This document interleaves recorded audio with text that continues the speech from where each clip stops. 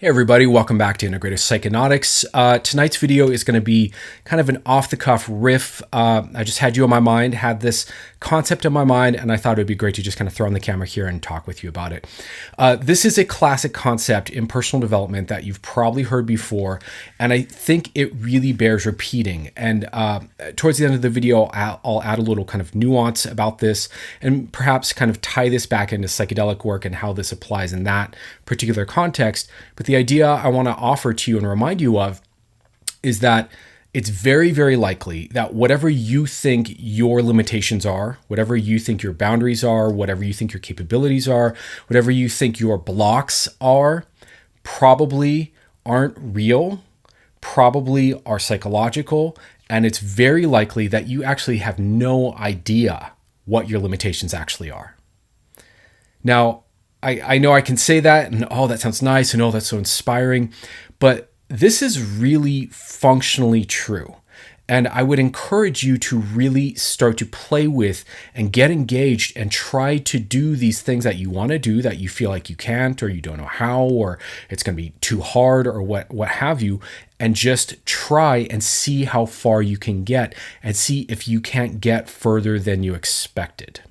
I'll give a little kind of example from my own life here really quick, and then I'll kind of tie this into a couple other areas, but I'm assuming you've heard this concept. I'm assuming you've probably heard this maybe from Tony Robbins. You know, he does an exercise where kind of have you stretch and bring your arm all the way around and see how far you can go, and then visualize stretching further and twisting further around, and people discover they can actually twist their body much further than they thought just after a simple visualization exercise.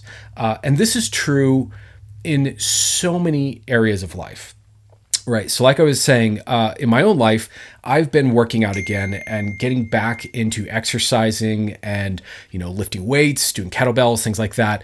And sure enough, it's very easy to fall into a groove, at least for myself, where I kind of hit like a comfortable, amount of reps, if I'm doing a kettlebell exercise or lifting or something, or push-ups or something.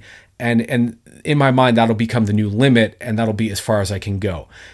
What I've been finding is if I just open my mind to the possibility that I can do way more push-ups or way more curls or whatever it is than I thought, sure enough, I can blow, I can go by another 25% or 30% or even 40% over what I thought my max was.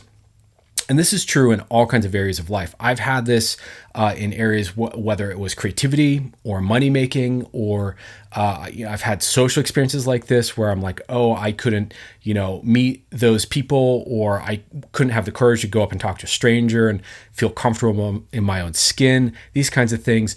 And sure enough, if you push that boundary that you think is there, more often than not, you blow right past it and you keep going, and you can really surprise yourself with how far you can actually go and what you can actually achieve.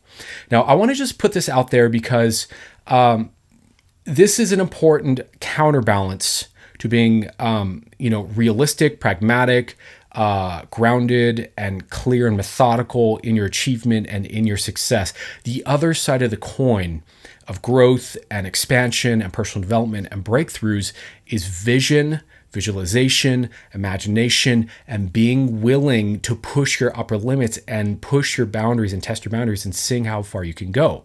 A lot of times, the reason we're stuck is simply because we have a mental barrier where we think that's as far as we can go and we can't conceive of going further. And sometimes you don't have to be able to conceive to try to push it further anyways.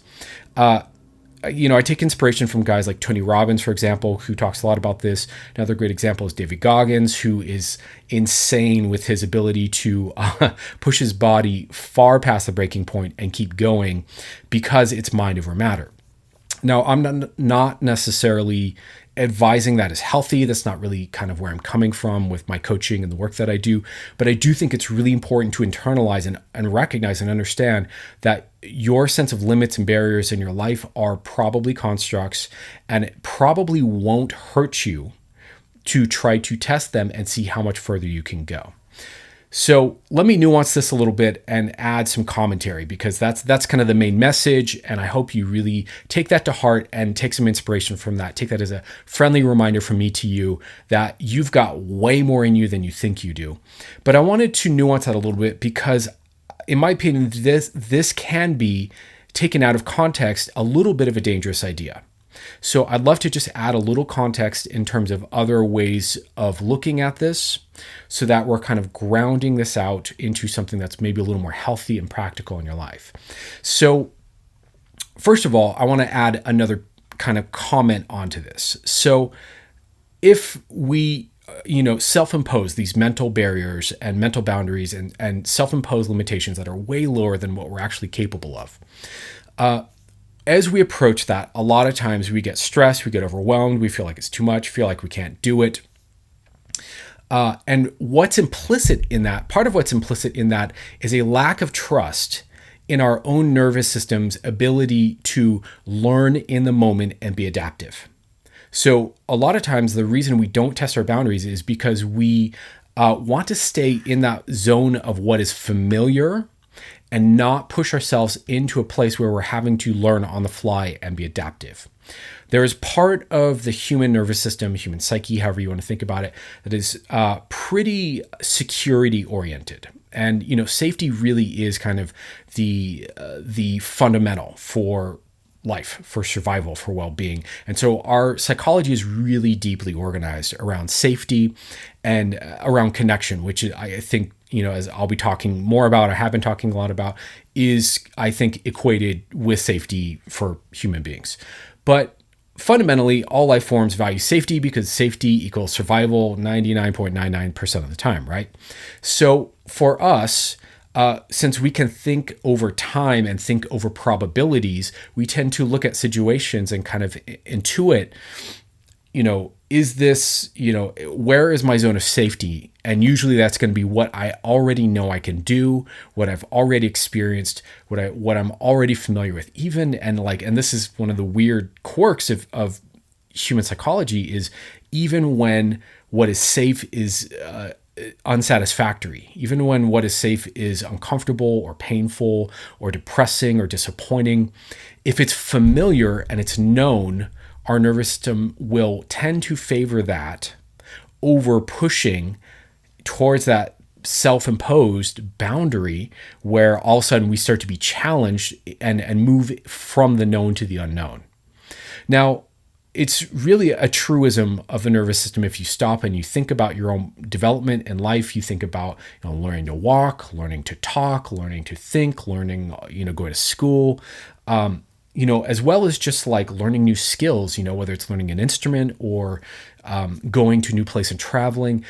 Our nervous system is adaptive. It knows how to learn on the fly in the moment. It's something that's built into us at a very deep level. And yet most of us don't trust that. Most of us are kind of afraid to allow our nervous system to do that spontaneous adaptive learning thing. Some of us love it. Some of us kind of, get a rush out of that or get a kick out of that. And that's a whole other topic. But I think this is part of why we stay in this kind of realm of self-imposed limitation.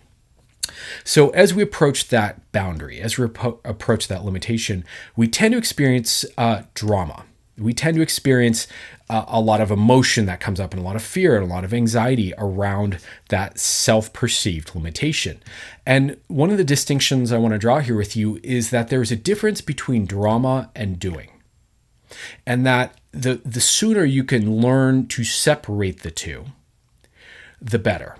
So there are a lot of times where you will have a new learning curve, a new learning experience, and there will be drama associated with it: stress, anxiety, discomfort, overwhelm, these kinds of things.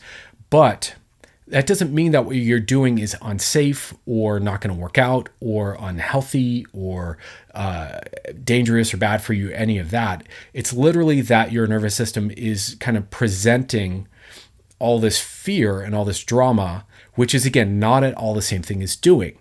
Now, what I found is if we get really into doing mode and trying mode and experimentation mode, and we get really curious, how far can I take this? Like with my weightlifting, I've been trying to see how many reps I can do before my muscles just don't have another one in them, and trying to find that spot. And sure, it's a little scary because I could drop the weight and drop it on my foot or whatever, but I'm playing with that edge. And because of that, I get these amazing workouts, and I'm having big breakthroughs with my workouts right now. So I want to remind you that there's the drama and there's the doing, and the discovery and the breakthrough happens in the doing. And if you let the drama get in the way of that, then generally speaking, you're not going to grow. You're not going to achieve. You're not going to have the thing. You're not going to evolve, right? This is part of how we level up. So with that being said, are there ways to mitigate and soothe the drama? What if the drama is too much? What if the drama is tied into, some sort of early trauma, or, not knowing how to self-regulate, these kinds of things? Yes, you can learn how to work with your nervous system to self-soothe, to self-regulate. You can let go of emotional charges so that there's less kind of baggage around moving forward or growing or discovering and pushing past your self-perceived limitations. So sometimes that's advised. And as a coach, that's part of what I do with people.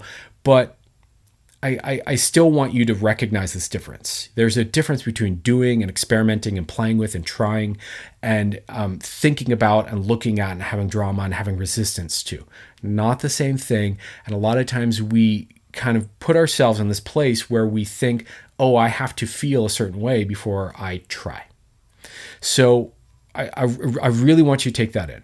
Another thing I want to add here really quick is that sometimes there are some barriers that, so the other side of the coin of like a lot of your limitations are self-imposed and mental, and you can probably go a lot further and do a lot more than you think. The other side of that concept is there are some limitations and some boundaries and some barriers that you probably would be wise to heed and acknowledge and not test and not push. And it's important to know the difference. That there are certain places, certain ways of thinking, certain ways of relating, certain ways of doing things, certain actions, I'm sure you get me, that can really, you're just going off the cliff into the deep end of danger, right? And I think this line is something to really be extra mindful of, to bring the psychedelic topic in here, really extra to be mindful of when we are deep in a psychedelic journey. So there are some limitations we can look at inside of ourselves and challenge and question and explore, and huge breakthroughs can be had that way. And I would advise that that's often a very good thing, particularly if you're looking at like where you're holding yourself back in life, where you are perhaps playing small, where you are perhaps seeking comfort over feeling really alive, things like that. Or, even in terms of really looking at and tuning into, what's the issue that you're avoiding that's kind of in the background of your mind that's stopping you from feeling more peace or more well-being or more happiness or more connection or what have you. Those can be really productive inquiries. Also, if you have hangups around pleasure, bliss, joy, well-being, emotions, laughter, play, silliness, kindness, sweetness, these are all things that taboos that people encounter in psychedelics as well, that can be false constructs and limitations that, again, if you cross over, can be really, really rewarding. But there are others that generally you'll kind of have a sense of maybe this is a little dangerous, or at least I want to encourage you to start to consider where some of these places might be inside of yourself where that might be too far. That might be too deep. That may not be appropriate. One example I'll give that I think is close to being a good thing, but is often turns out not to be a good thing, is certain approaches to self-directed psychedelic therapy where people will use something like MDMA to try to remember and unpack their own trauma. This is kind of what's advised in a book called MDMA Solo. I really don't think that advice is complete or whole or healthy, but it's similar. It's not the same, but it's similar to how good therapy is done and how good psychedelic therapy is done. And so the author of that book kind of generalized this and extracted this and said, this is how you do it. And what I see happen a lot is people will take MDMA, they will kind of try to peer around the corner of their trauma, go deeper into their nervous system than their nervous system is ready to open up to. And then they get hit with a flood of trauma that's more than they have the skill to safely, comfortably, skillfully process. And then they end up, maybe healing a bunch and releasing a lot of stress and anxiety and traumatic material. But then a lot of times these people end up dysregulated, unstable, more rattled and shaken afterwards, really in fight or flight constantly for weeks or months afterwards. And so this would be an example of like taking something a little too far. Like, yes, there's a boundary there that sometimes it's wise to heed and work with the intelligence of your nervous system. So that's the nuance here that I want to add to this conversation.